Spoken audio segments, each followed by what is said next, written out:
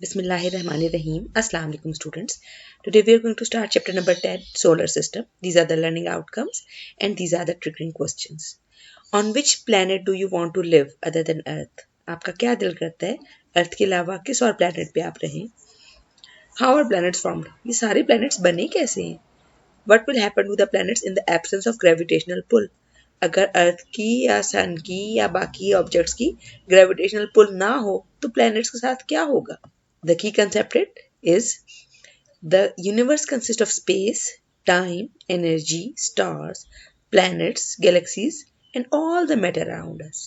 The Earth's light comes from the sun, and life on Earth would not exist without the heat and light provided by the sun. Solar system का hero तो सन है, ठीक है ना? Centre में भी वही है. सन बेसिकली एक स्टार है. हर वो ऑब्जेक्ट जो कि अपनी हीट खुद प्रोड्यूस कर रहा है और अपनी लाइट खुद प्रोड्यूस कर रहा है, that is called a star. और जो दूसरे की लाइट रिफ्लेक्ट कर रहा है, that is called a planet. ठीक है. और अमूमन स्टार्स बड़े होते हैं और उनके गिर्द प्लैनेट्स रिवॉल्व करते हैं और प्लैनेट्स के गिर्द भी कुछ और चीजें रिवॉल्व करती हैं जो उनके मून कहलाते हैं. जैसे कि सन सोलर सिस्टम का सेंटर है और सारे प्लैनेट्स सन के अराउंड रिवॉल्व कर रहे हैं और हर प्लैनेट या कुछ प्लैनेट्स के अपने अपने मून भी हैं. सन इज अ स्टार और बाकी स्टार्स की तरह ये एक giant ball of burning gases है और it radiates heat and light into the space. ये सोलर सिस्टम के सेंटर में है और हमारे प्लैनेट अर्थ के सबसे करीब जो स्टार है वो सन है.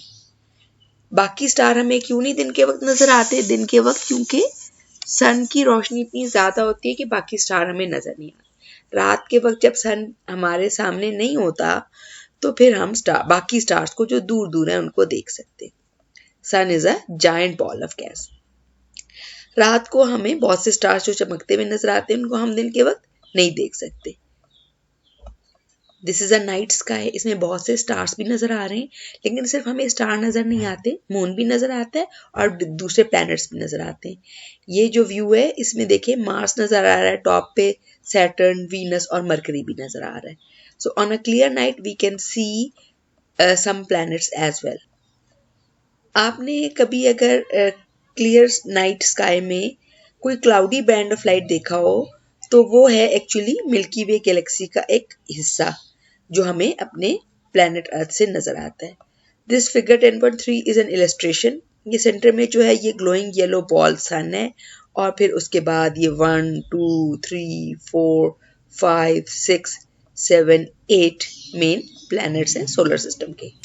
सन अर्थ के लिए हीट और लाइट का मेन सोर्स है और सबसे ज़्यादा जो सन की हीट और लाइट अर्थ के ऊपर यूज़ होती है मेनली वो फोटोसिंथेसिस के प्रोसेस के लिए होती है. फोटोसिंथेसिस के प्रोसेस के बारे में आपने शुरू के चैप्टर्स में भी पढ़ा था कि plants absorb sun energy and turn it into glucose. ठीक है जी.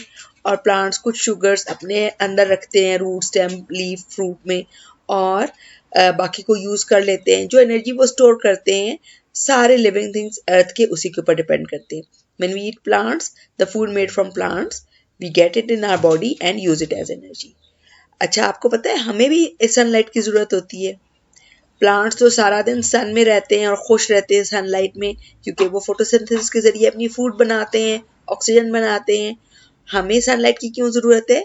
क्योंकि हमारी बॉडी के लिए एक एसेंशियल विटामिन रिक्वायरमेंट है विटामिन डी और विटामिन डी हमारी बॉडी खुद बना सकती है अगर हम धूप में टाइम गुजारें. स्पेशली सुबह 11 बजे से 1 बजे की जो धूप है उस वक्त उसकी वेवलेंथ अल्ट्रावायलेट बी रेज जो हैं वो ज़्यादा होती हैं और इन्हीं अल्ट्रावायलेट बी रेज की वजह से हमारी स्किन विटामिन डी बना सकती है. But we need to spend time daily और after every few days in sun and expose our body maximum. मतलब बाजुओं पे, फेस पे, जितने हिस्सों पे धूप पड़ सके उतना ही अच्छा है. तो बेसिकली जब हम प्लांट्स को हीट अप करते हैं तो हमें सन की ही एनर्जी मिल रही है. उसी से हम ग्रो करते हैं, उसी से हम मूव करते हैं, उसी से हमारा ब्लड हार्ट पंप करता है और हम सोचते हैं, देखते हैं, सुनते हैं, टेस्ट करते हैं, स्मेल करते हैं, फील करते हैं. ये सब कुछ करने के लिए हमें जो एनर्जी चाहिए वो कहाँ से हासिल हो रही है? इवेंचुअली सन से. सन की एनर्जी का एक बड़ा इंपॉर्टेंट रोल वाटर साइकिल में भी है. आपने वाटर साइकिल पढ़ा हुआ है कि एवेपोरेशन के ज़रिए और ट्रांसपायरेशन के ज़रिए वाटर जो है वो क्लाउड फॉर्मेशन वेपर्स के फॉर्म में आता है और फिर क्लाउड फॉर्मेशन करता है। जो वाटर एवेपोरेट करता है और क्लाउड्स बनाता है वो बेसिकली सन की एनर्जी की वजह से एवेपोरेट करता है और क्लाउड्स बनाता है। फिर वो जो क्लाउड से वाटर है वो ज़मीन पे वापस आता है प्रेसिपिटेशन की फॉर्म में, रेन यानी बारिश, स्लीट, बहुत सर्दी जिधर होती है वहाँ पे बारिश जम के नीचे गिरती है और बहुत छोटे छोटे ओलों की शक्ल में होती है। ओले नहीं कह सकते, स्लीट बेसिकली विंटर में होती है और जो ओले हेल ये समर में होते हैं और इनका साइज बड़ा होता है।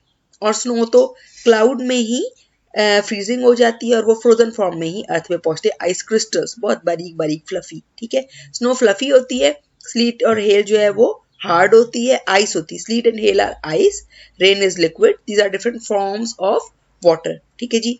स्नो आइस क्रिस्टल्स है और स्लीट और हेल आइस की सॉलिड फॉर्म है, कॉम्पैक्ट होती है।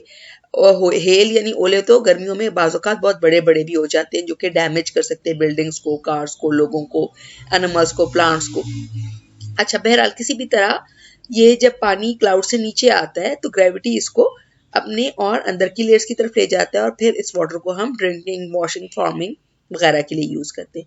दिस फिगर इज शोइंग कि सन से जो एनर्जी आ रही है 100%, अगर हम, वैसे तो सन की एनर्जी सारी तरफ फैल रही है, उसका एक हिस्सा अर्थ की तरफ आ रहा है। अगर हम उसको 100% लें तो उसमें से 50% जो है वो डायरेक्ट एब्जॉर्ब हो जाता है लैंड और सी से, इसी में फोटोसिंथेसिस भी शामिल है। 5% जो है वो रिफ्लेक्ट हो जाता है फ्रॉम लैंड सी सरफेस, 20% जो है वो एब्जॉर्ब हो जाता है क्लाउड से, 20% रिफ्लेक्ट बैक होता है फ्रॉम क्लाउड से, 6% जो है वो बैक स्कैटर कर जाता है from space by the atmosphere और 30% is lost by reflection and scattering, ठीक है जी। तो ये जो 50% है इसी से फोटोसिंथेसिस होती है, इसी से हमारी बॉडीज विटामिन डी बनाती है, इसी से हमारी अर्थ की सरफेस हीट अप होती है। हाँ, लेकिन अगर ये जो रिफ्लेक्ट बैक हो रही है ये इतनी रिफ्लेक्ट बैक ना हो तो फिर अर्थ ज़्यादा गर्म भी हो जाएगी, which is called global warming. Sun का एक बड़ा इंपॉर्टेंट रोल जो अगर उस लिहाज से देखें तो फूड चेन में भी है। Plants can turn sunlight directly into food, लेकिन एनिमल्स नहीं कर सकते। हम विटामिन डी तो बना सकते हैं धूप में बैठ के, लेकिन फूड नहीं बना सकते।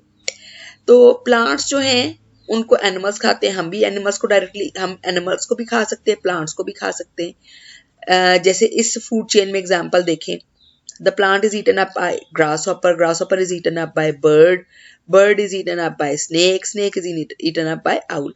तो आउल की बॉडी में जो एनर्जी आई है या हॉक की बॉडी में जो एनर्जी आई है वो असल में प्लांट्स के थ्रू आई है, और प्लांट्स ने कहाँ से ली? सन से, ठीक है जी।